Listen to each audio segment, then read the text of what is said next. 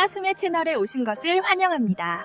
영상 시청하기 전에 구독과 좋아요로 많은 응원 부탁드립니다. 소금 장수의 복수 이야기 1.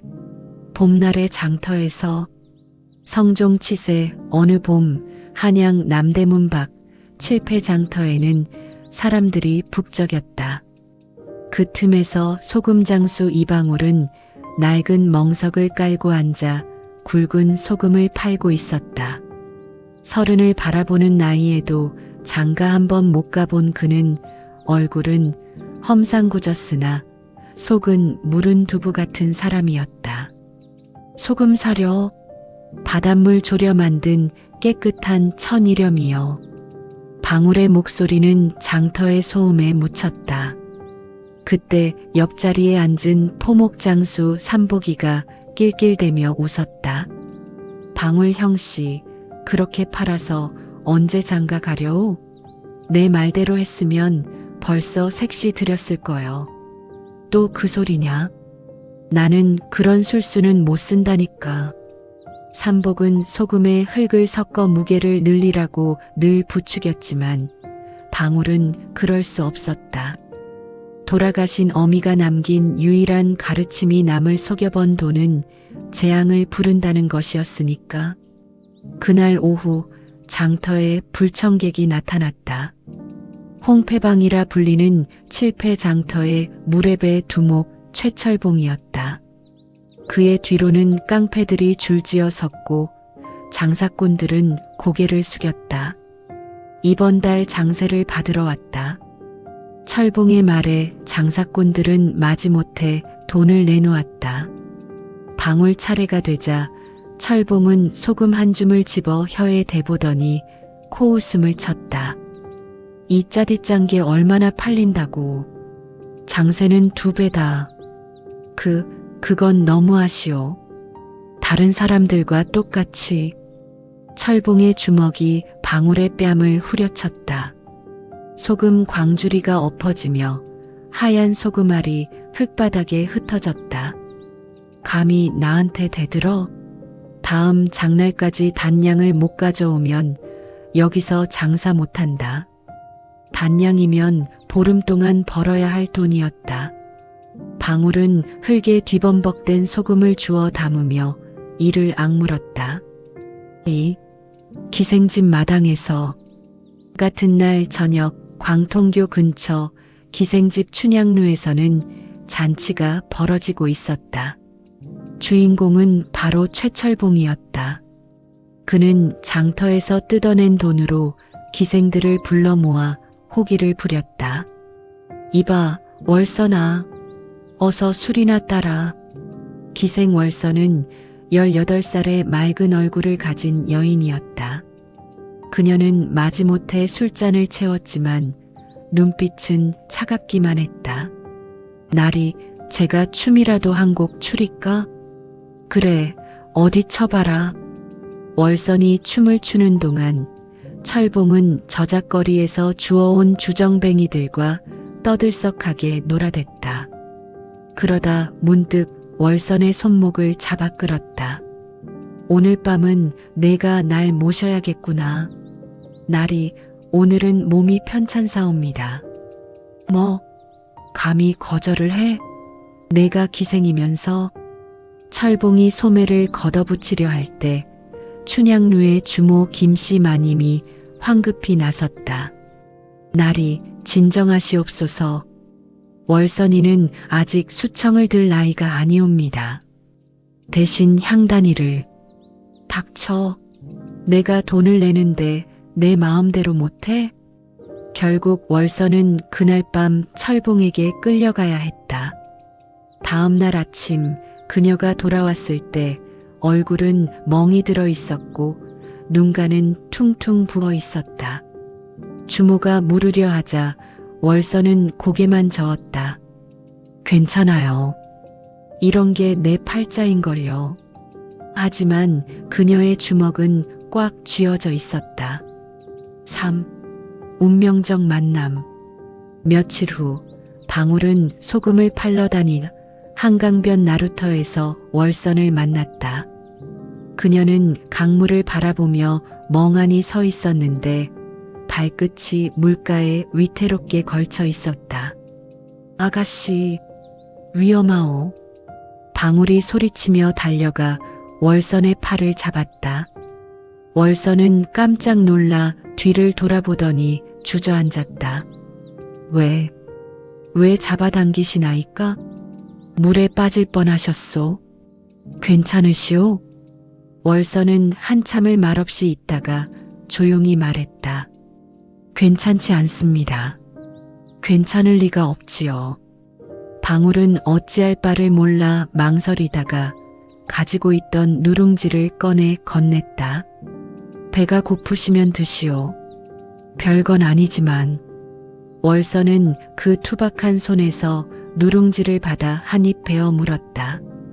짭짤한 소금기가 밴 누룽지는 이상하게도 눈물과 함께 넘어갔다.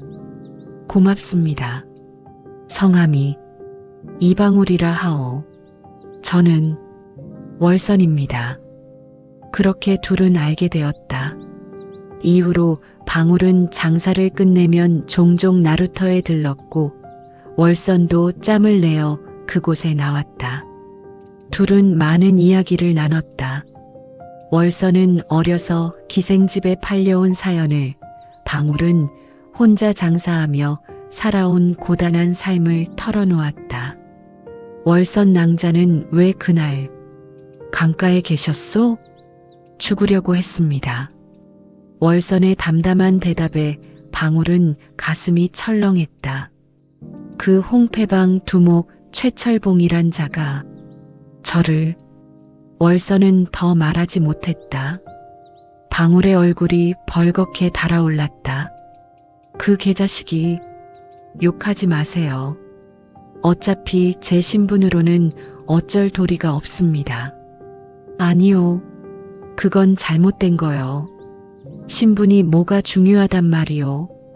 방울의 격한 반응에 월선은 처음으로 희미하게 웃었다. 세상이 그렇게 호락호락하지 않아요. 하지만 그렇게 말해주시니 고맙습니다. 탐욕의 그물. 최철봉은 장터의 장세만으로는 만족하지 못했다. 그는 더 큰 장사를 구상했다. 바로 중국에서 들여온 비단을 관가에 넘기는 밀무역이었다. 그를 도운 건 한성부 서리로 있는 조양달이란 자였다. 이번 것만 성공하면 우리 모두 떼돈을 벌 수 있소. 조양달은 비쩍 마른 몸에 쥐 같은 눈을 가진 사내였다. 그는 관아의 단속 정보를 빼돌려 철봉에게 팔았다.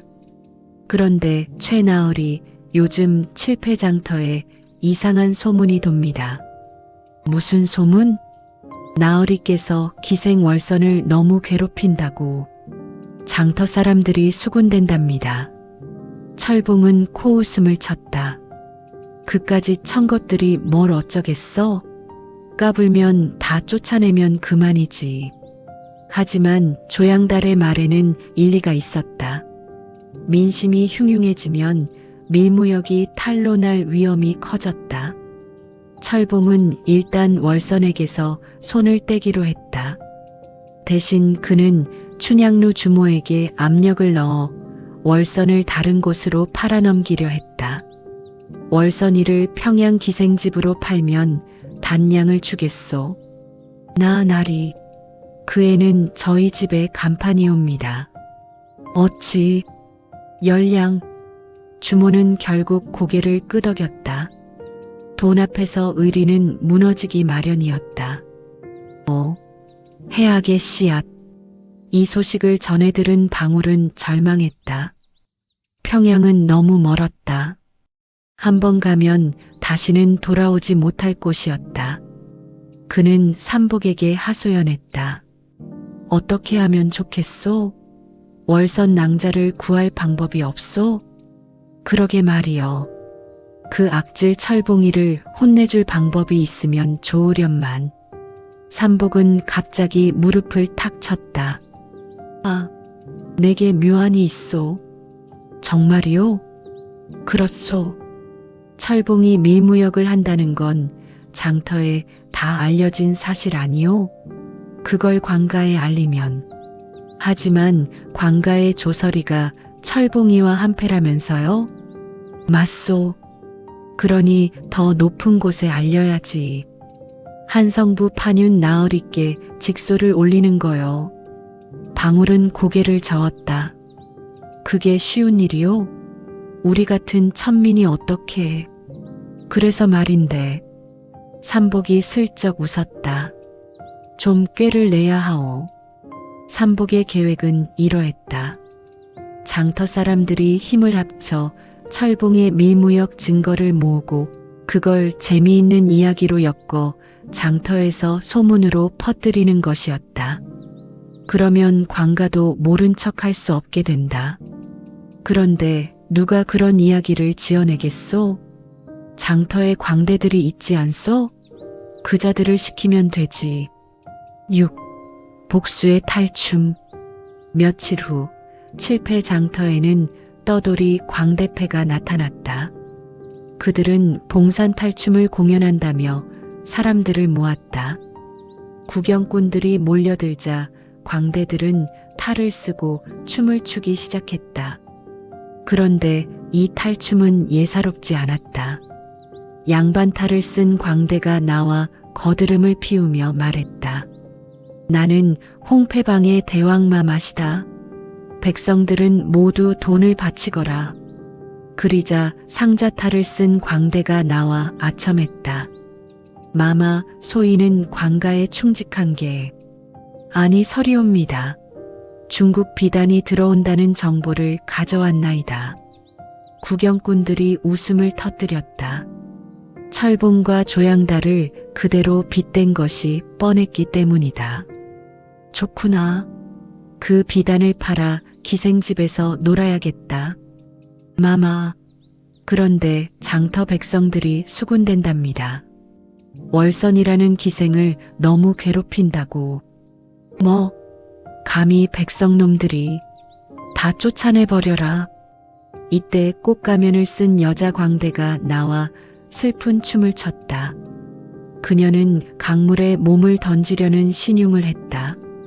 그러자 소금장수 차림의 광대가 달려와 그녀를 구했다. 낭자, 위험하오. 구경꾼들 사이에서 방울과 월선을 알아보는 소리가 들렸다. 광대들의 공연은 계속되었다. 양반탈 광대는 점점 더 욕심을 부리다가 마침내 벼락을 맞고 쓰러졌다. 그리고 소금장수 광대와 꽃가면 광대는 손을 잡고 춤을 추며 해피엔딩을 맞았다. 공연이 끝나자 사람들은 환호했다. 모두가 그 이야기의 주인공이 누구인지 알았고 철봉의 악행에 통쾌함을 느꼈다. 이 소문은 순식간에 한양 전체로 퍼져나갔다. 7. 무너지는 성. 장터의 탈춤은 한성부 판윤의 귀에까지 들어갔다. 판윤 박종선은 강직하기로 소문난 양반이었다. 그는 즉시 조사를 명령했다. 칠패 장터의 최철봉이란 자를 조사하라. 밀무역 혐의가 있다면 증거를 찾아내고. 조양달은 황급히 철봉을 찾아갔다. 큰일이오. 한성부에서 조사관이 내려온답니다. 철봉은 처음에는 허세를 부렸지만 곧 겁을 먹었다. 밀무역은 목이 달아날 수 있는 중죄였다. 증거를 없애야 해. 어서. 그는 부하들을 시켜 비단을 감추고 장부를 불태웠다. 하지만 이미 늦었다. 장터 사람들이 모아둔 증거 목록이 관가에 전달된 것이다. 조사관이 철봉의 집을 수색했을 때 숨겨둔 중국 비단이 발견되었다. 철봉과 조양달은 그 자리에서 포박되었다. 이놈들, 나라의 세금을 빼돌리고 밀무역까지 하다니. 철봉은 끌려가면서도 장터를 향해 소리쳤다. 이방울, 내가 한 짓이지? 너 이놈 가만 안 둬. 하지만 그의 위협은 더 이상 힘이 없었다. 그는 의금부로 끌려가 곤장을 맞고 유배형에 처해졌다. 8. 봄날의 약속. 철봉이 사라지자 칠패장터는 활기를 되찾았다. 더 이상 억울한 장세를 낼 필요가 없었고 사람들은 웃음을 되찾았다. 월선은 평양으로 팔려가지 않게 되었고 춘향루 주모도 그녀를 소중히 대했다. 어느 봄날 저녁 방울은 다시 한강 나루터로 월선을 찾아갔다. 월선은 그곳에서 노을을 바라보고 있었다. 월선 낭자 왔군요. 덕분에 철봉이를 혼내줄 수 있었소. 월선은 고개를 저었다. 제가 한 일은 없어요. 모두 방울 나으리 덕분이지요. 나으리라니 그런 말씀 마시오. 나는 그저 소금 장수일 뿐이요. 아니에요. 월선이 방울을 똑바로 바라봤다. 저를 구해주신 은인이세요. 둘은 한동안 말없이 강물을 바라봤다. 봄바람이 불어와 벚꽃잎이 흩날렸다. 방울 나으리 하나 묻고 싶은 게 있어요. 무엇이든 물으시오.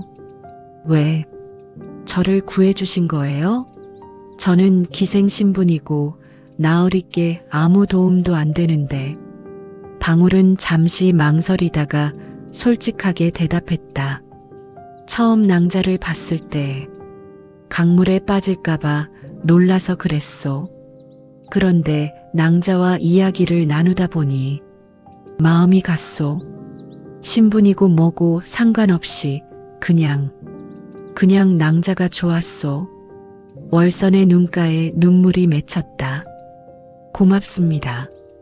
이 세상에 저를 사람으로 대해주는 이가 있다는 게. 월선 낭자. 방울이 용기를 내어 말했다. 나는 가진 게 없는 소금 장수여. 하루하루 벌어먹고 사는 형편이고 변변한 집도 없소. 하지만요. 낭자가 원한다면 언젠가 낭자를 성량해서 함께 살 수 있으면 좋겠소. 월선은 방울의 손을 꽉 잡았다.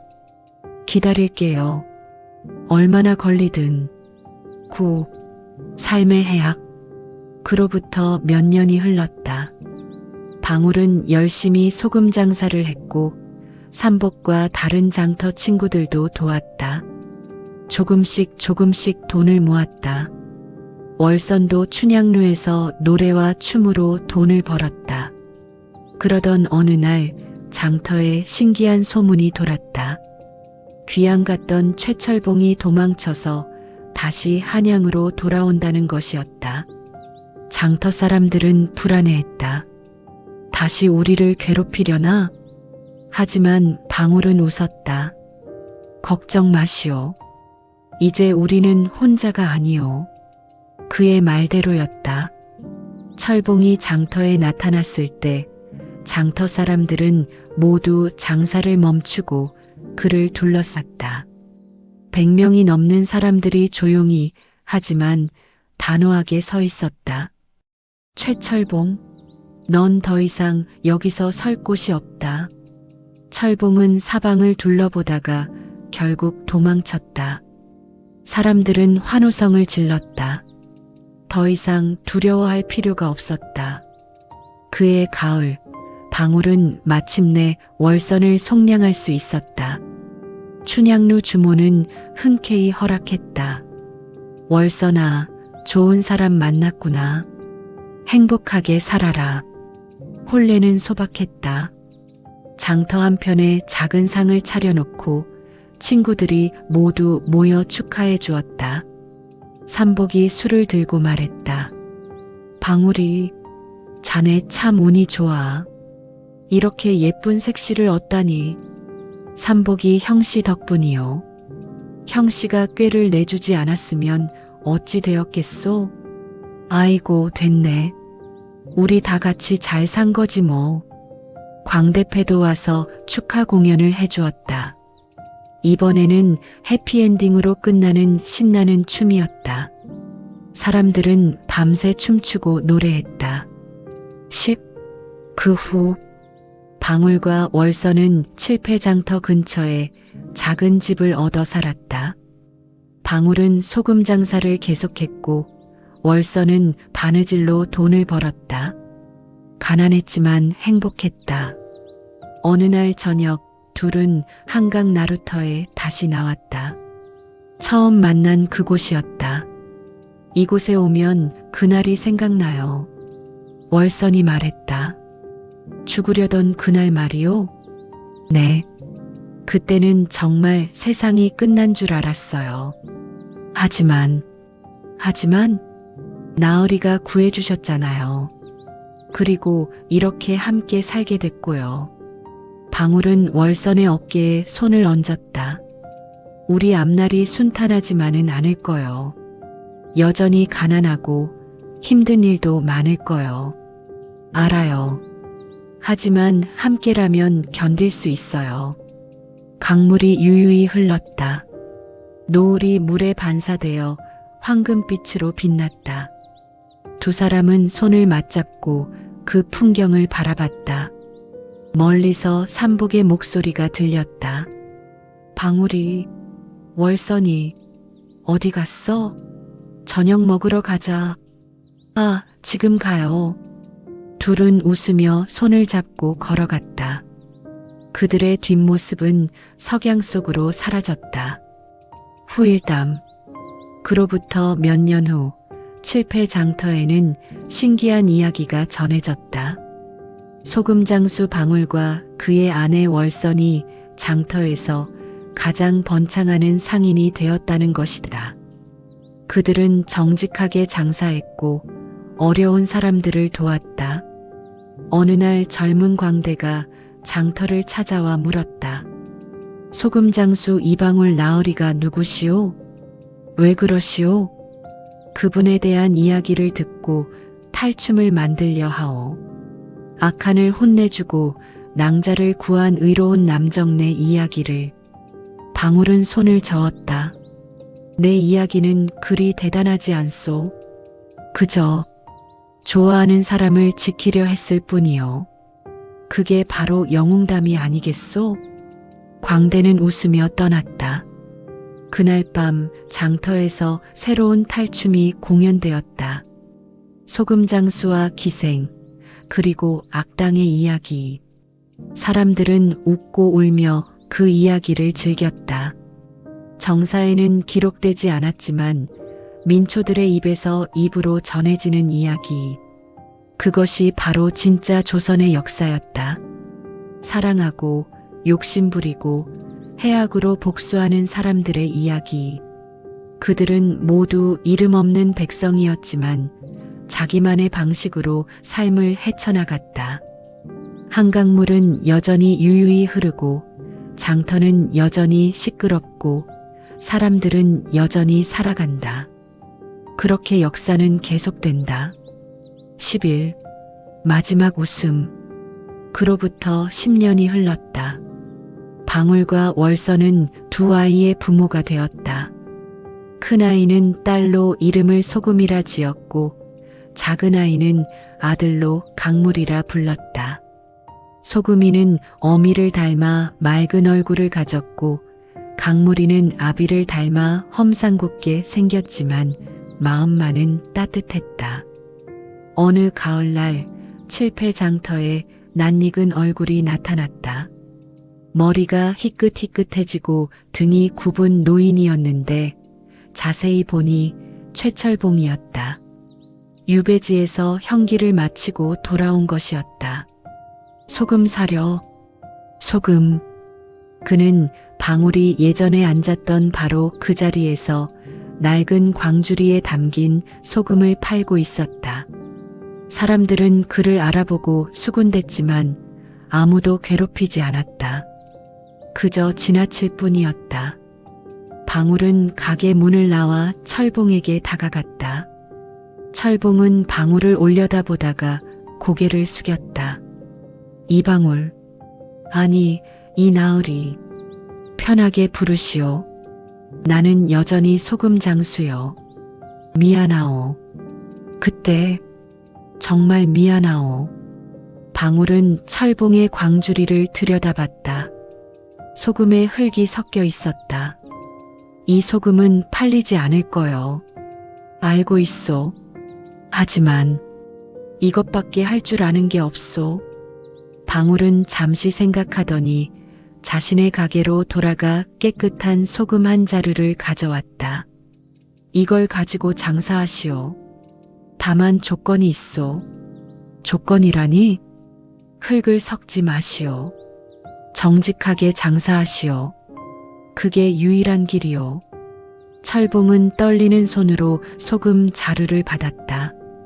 그의 눈에서 눈물이 흘러내렸다. 고맙소. 정말 고맙소. 그날 저녁 방울과 월서는 아이들과 함께 저녁상을 받았다. 소금이가 물었다.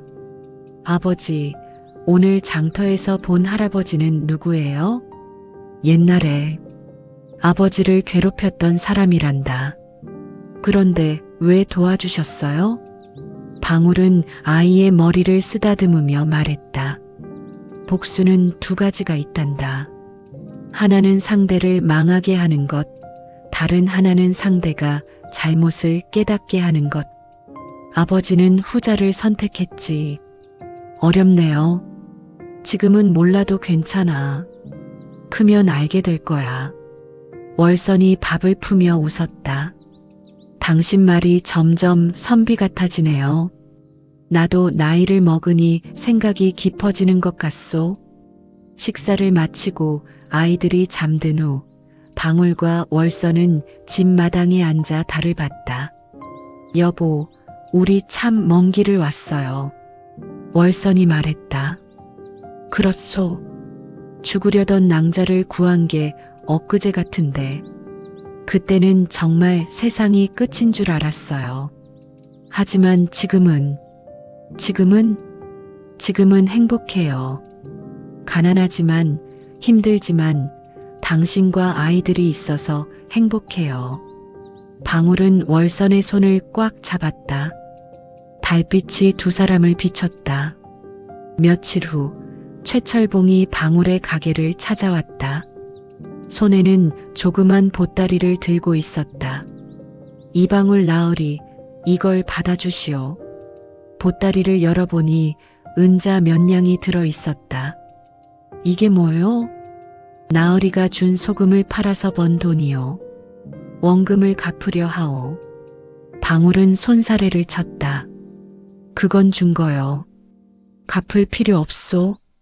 아니요. 받아주시오. 그래야 내 마음이 편하오. 결국 방울은 돈을 받았다. 그리고 그 돈으로 다시 소금을 사서 철봉에게 주었다. 이걸로 계속 장사하시오. 이번에는 팔아서 번 돈은 가지시오. 철봉은 고개를 조아렸다. 은혜를 잊지 않겠소. 그날 밤 삼복이 방울의 집을 찾아왔다. 술을 한잔하며 그가 물었다. 자네 정말 철봉이를 용서한 거야? 용서라. 글쎄 그런 건지 모르겠소. 다만 그 사람도 이제 늙었고 외롭고 살 길이 막막하더라고. 우리가 예전에 그랬던 것처럼. 자네는 너무 착해. 나 같으면 절대 도와주지 않았을 거야. 형씨, 우리가 철봉이를 혼내줬을 때 기분이 어땠소? 그야 당연히 속이 시원했지. 그것으로 충분하지 않소? 복수는 이미 끝난 거요. 이제는 그냥 사람을 사람으로 대하는 거지. 삼복은 한참을 생각하더니 고개를 끄덕였다. 그래, 자네 말이 맞아. 우리가 그놈처럼 되면 안 되지. 다음 날 아침 방울은 일찍 일어나 가게로 향했다. 길을 가다가 한강 나루터를 지났다. 여전히 강물은 유유히 흘렀고 아침 안개가 물 위에 자욱했다. 문득 그는 처음 월선을 만난 그날을 떠올렸다. 물에 빠질 뻔한 그녀를 구한 순간, 그때부터 모든 게 시작되었다. 사랑도, 복수도, 그리고 용서도. 참 신기한 일이요. 방울이 혼잣말을 했다. 한 사람을 구하는 것이 결국 나를 구하는 일이 되다니. 가게에 도착하자 이미 손님들이 기다리고 있었다. 방울은 환하게 웃으며 문을 열었다. 어서 오시오. 깨끗한 소금 있소. 그의 목소리는 장터에 울려 퍼졌다. 이제는 더 이상 소음에 묻히지 않았다. 정직한 장사꾼으로 소문난 그의 가게는 늘 손님들로 북적였다. 멀리서 월선이 소금이와 강무리의 손을 잡고 걸어오는 모습이 보였다. 방울은 손을 흔들었고 아이들이 뛰어왔다. 아버지, 왔구나. 우리 소금이, 강무리. 평범한 아침이었다. 특별할 것 없는 그저 행복한 하루의 시작이었다. 칠패장터의 아침 해가 높이 떠올랐다. 장사꾼들의 목소리가 여기저기서 들렸고 사람들이 오가며 물건을 샀다. 한쪽에서는 최철봉이 조용히 소금을 팔고 있었다. 이제는 흙을 섞지 않은 깨끗한 소금이었다. 역사책에는 기록되지 않았지만 이것이 진짜 조선의 모습이었다. 미움도 있었고 복수도 있었지만 결국에는 용서와 화해가 있었다. 사람들은 넘어지고 일어서며 상처받고 치유되며 그렇게 살아갔다. 한강물은 오늘도 흐른다. 그리고 장터의 삶도 계속된다.